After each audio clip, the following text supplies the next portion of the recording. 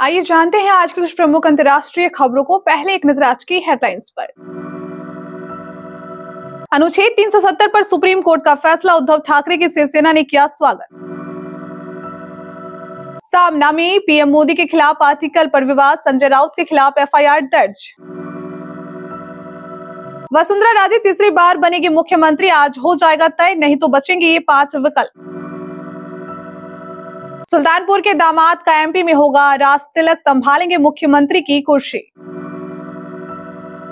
अरे मोहन जी खड़े तो हो जाइए, शिवराज ने लिया नाम और एमपी को मिल गया नया मुख्यमंत्री। अब एआई के जरिए हमास को मिटाएगा इजराइल, इंसानी युद्ध से कितना घातक हो सकता है आर्टिफिशियल इंटेलिजेंस।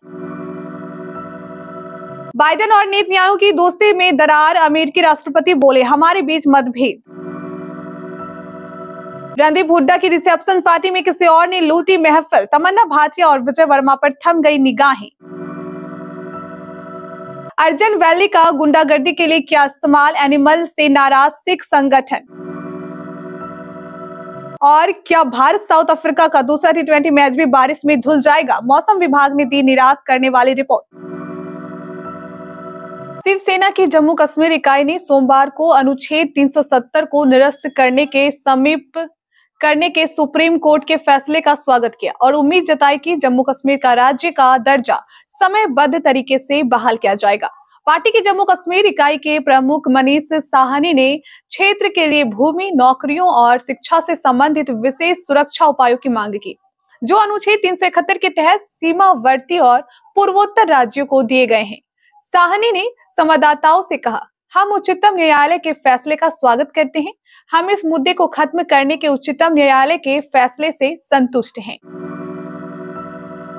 शिवसेना के मुखपत्र सामना में प्रधानमंत्री नरेंद्र मोदी के खिलाफ कथित एक आपत्तिजनक आर्टिकल पर विवाद बढ़ गया है। इस मामले में बीजेपी नेता ने यवतमाल में राज्यसभा सांसद संजय राउत के खिलाफ एफआईआर दर्ज करवाई है।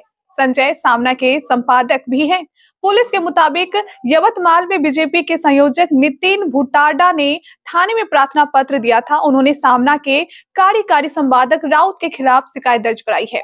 शिकायत के अनुसार नितिन भुटाडा ने दावा किया है कि संजय राउत ने 11 दिसंबर को सामना में प्रधानमंत्री नरेंद्र मोदी के खिलाफ आपत्तिजनक आर्टिकल लिखा था।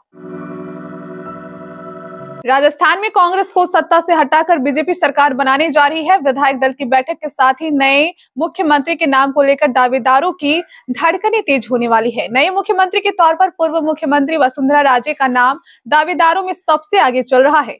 पूर्व मुख्यमंत्री वसुंधरा राजे को वापस मुख्यमंत्री बनाए जाने को लेकर संशय बरकरार है। ऐसी स्थिति में सियासत की नजरें उनकी अगली भूमिका क्या होगी, इस पर टिकी हुई है। सियासी गलियारों में चर्चा है कि यदि उन्हें मुख्यमंत्री नहीं बनाया गया तो संभवतः उन्हें विधानसभा अध्यक्ष बनाया जा सकता है। ऐसे में बीजेपी वसुंधरा को विधानसभा अध्यक्ष बनने के लिए राजी करने की कोशिश कर सकती है। ये अलग बात है कि वह यह विकल्प चुनती है या नहीं। पूर्ववर्ती कांग्रेस सरकार में भी कुछ ऐसे ही संकट का सामना करना पड़ रहा है, जब वहां गहलोत और सीपी जोशी मुख्यमंत्री के दावेदार थे। इस दौरान कांग्रेस ने सीपी जोशी को संतुष्ट करते हुए उन्हें विधानसभा अध्यक्ष बनाया। ठीक ऐसी स्थिति में बीजेपी भी ऐसा कर सकती है। मध्य प्रदेश में भारतीय जनता पार्टी के विधायकों की बैठक में मोहन यादव को विधायक दल का नेता चुन लिया गया है। अब मोहन यादव मध्य प्रदेश के अगले सीएम होंगे। एमपी में अब 13 दिसंबर को शपथ ग्रहण समारोह होगा। रोचक बात यह है कि मोहन यादव का यूपी से भी कनेक्शन है। उनके ससुराल यूपी के सुल्तानपुर में है। अन्य पिछड़ा वर्ग से आने वाले मोहन यादव राष्ट्रीय स्वयंसेवक संघ के करीबी हैं। मोहन यादव का नाम सीएम के लिए तय होने जाने के बाद सुल्तानपुर में जश्न का माहौल है। ससुराल वालों ने एक दूसरे को मिठाई खिलाकर जश्न मनाया और बधाई दी थी।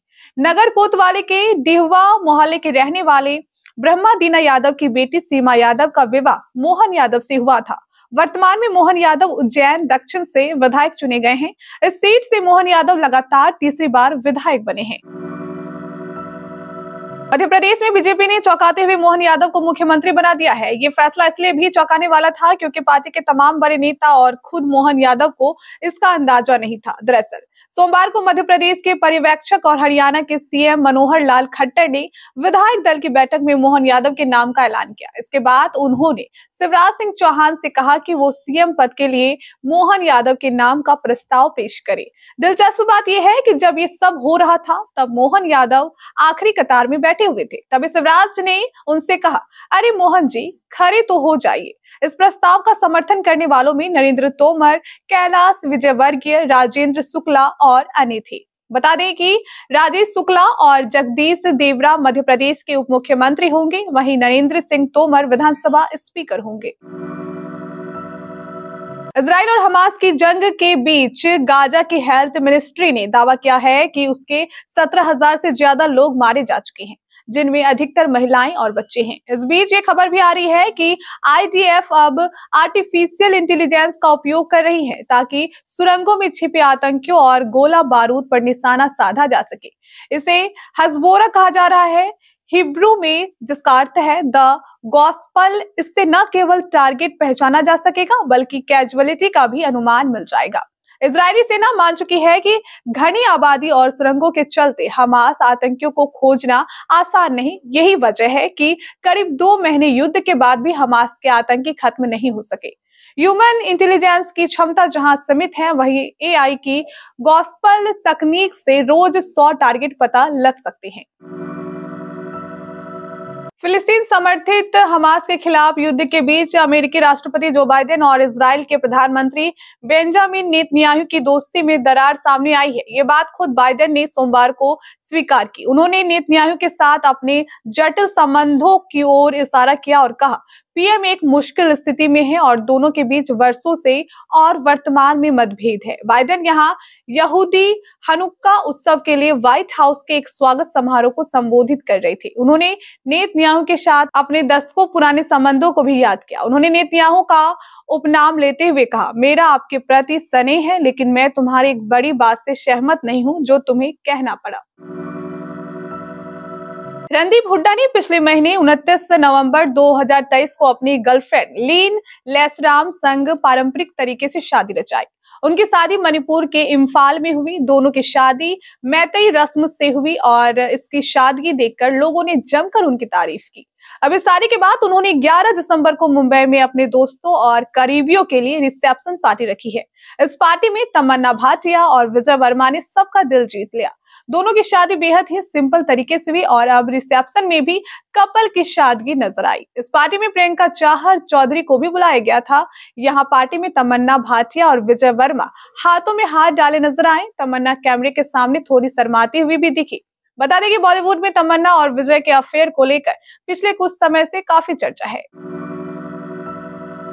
रणबीर कपूर और Bobby Deol starrer film animal ने रिलीज के साथ ही बॉक्स ऑफिस पर तहलका मचा दिया है। फिल्म भले ही ताबड़तोड़ कमाई कर रही है, लेकिन इसमें दिखाए गए कई सीन्स पर विवाद भी हो रहा है। पहले रणबीर के किरदार को टॉक्सिक और महिला विरोधी बताया गया था, लेकिन अब एनिमल पर सिख धर्म का अपमान करने का आरोप लगा है। फिल्म के कुछ सीन्स पर सिख कम्युनिटी ने विरोध जताया है। लेटेस्ट रिपोर्ट के मुताबिक all India Sikh student federation के अध्यक्ष करनेल सिंह पीर मोहम्मद ने सेंसर बोर्ड को चिट्ठी लिखकर फिल्म में सिखों को लेकर विवादित सीन हटाने की मांग की है। उनका कहना है कि फिल्म के एक सीन में रणबीर कपूर एक गुरसिख के मुंह पर सिगरेट का धुआं छोड़ते हुए दिखाई दिए हैं। वहीं एक दूसरे सीन में वो गुरसिख युवक की दाढ़ी पर चाकू रखते भी नजर आए हैं। करनेल सिंह का कहना है कि एनिमल फिल्म के इन सीन्स को लेकर भी संस्था को ऐतराज है। भारतीय क्रिकेट टीम साउथ अफ्रीका के दौरे पर गई हुई है, जहां टीम इंडिया को तीनों फॉर्मेट की सीरीज खेलनी है। सबसे पहले 3 मैचों की T20 सीरीज होगी, उसके बाद 3 मैचों की वनडे सीरीज होगी और फिर 2 मैचों की टेस्ट सीरीज भी खेली जाएगी। इस दौरे पर T20 सीरीज का आगाज हो चुका है। आज यानी 12 दिसंबर को इस सीरीज का दूसरा T20 मैच खेला जाएगा, जो साउथ अफ्रीका के गकेबरहा में स्थित सेंट जॉर्ज पार्क में खेला जाएगा। इस मैच की शुरुआत भारतीय समयानुसार रात 8:30 बजे से होगी, लेकिन मैच के शुरू होने से पहले ही क्रिकेट फैंस को मौसम की चिंता खूब सता रही है। ऐसा इसलिए हो रहा है क्योंकि इस T20 सीरीज का पहला मैच बारिश की वजह से रद्द हो गया था और एक भी बॉल का खेल नहीं हो पाया था। लिहाजा फैंस को इन 2 बड़ी टीमों के बीच होने वाला एक शानदार मैच देखने को नहीं मिला। अब आज दूसरा मैच है और इस मैच से पहले भी मैदान के ऊपर बादल छाए हुए हैं।